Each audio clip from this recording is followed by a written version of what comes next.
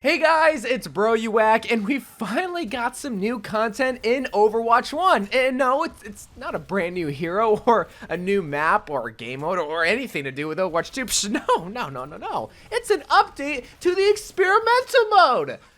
I'm not really sure why the Overwatch team decided to update the experimental card, especially when you look at some of the changes. They seem so insignificant that's like, how did you even come up with that change? Or they're just changes that we already saw in Overwatch 2 being brought in Overwatch 1. So let's just compare all the changes and let you decide if this was one of the strangest updates that we could have ever seen or something that was desperately needed for the game. Erisa's up first and is probably the only hero that actually received some significant changes where they completely removed her weapon spread, meaning that she's going to be shooting straight 100% of the time. Her berry got a huge nerf and buff where now it lasts just as long as me in bed, going from 20 seconds to 4 seconds. However, the health of the barrier doubled all the way to 1200 health, and there's now 2 extra seconds on her cooldown. And she also got a slight buff to her hull to where now you can pull people a little bit easier because the hull radius increased by 2 meters. Originally it was 5 and now it's 7. For the rest of the tank changes, they're pretty straightforward. Where Diva's primary form of fire, the spread got reduced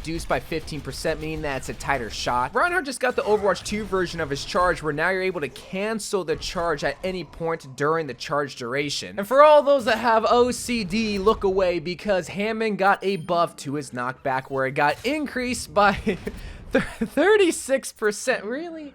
36%? Alright, on to DPS. Bastion got a similar buff like Erisa, where the weapon spread to his recon mode just got completely removed, meaning that you're going to be firing straight 100% of the time. Cassidy got, like, this is such a weird change, where his combat role grants him a 50% damage reduction for not even half a second. What?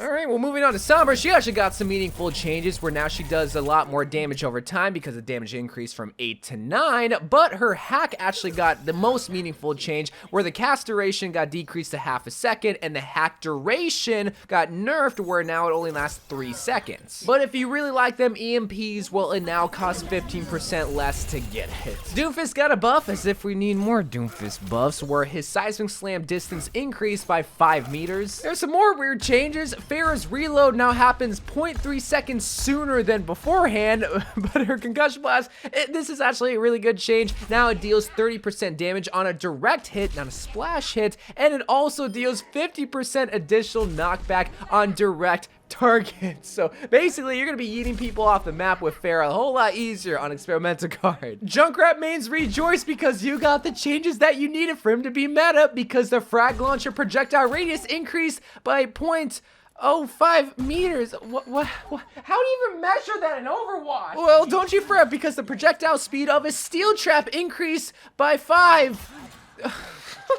Torbjorn, can you please save me from these changes? Oh, of course you can't, because the recovery time got reduced from 0.6 to 0.55, a whole 0.05 seconds. Thank God! And his secondary fire ain't all that better because it's 0.1 second faster to recover. Oh my God! And to end things off, we got some support changes to just Zenyatta. The Discord Orb, now the linger duration only lasts 2 seconds, and he got the kick that we saw in Overwatch 2. Listen, I don't want to sound like an ungrateful child complaining at the Overwatch team trying to update Overwatch 1 even though we have Overwatch 2 on the horizon, but this is the biggest pitfall that the Overwatch team has kind of put themselves in, is that they got the Overwatch community so excited for Overwatch 2 that it's almost like, well, why are they gonna update Overwatch 1, especially the experimental card, if it's not gonna be huge significant changes? Because we look at this and I just see the Junkrat changes and I'm like, who's really gonna notice the radius increasing by 0.05 meters and the projectile speed of the trap? Why do they keep updating the speed of the trap? I've seen Junkrat's steel trap receive way more changes than Mei has had in the past year, and it just irritates me. And if I can just rant for 5 more seconds, I'm also sure that we've seen this Reinhardt charge cancel in a different experimental card. Yes, it's in Overwatch 2, and that's that's a very significant change that is going to help Reinhardt. But why do they keep reusing previous experimental card changes? Like, didn't you already experimented with it once? Why do you need to do it again? And I know I'm basically laughing at like all these changes, like with Junkrat and even the Hammond change is funny. Like 36%, they couldn't make it 35%.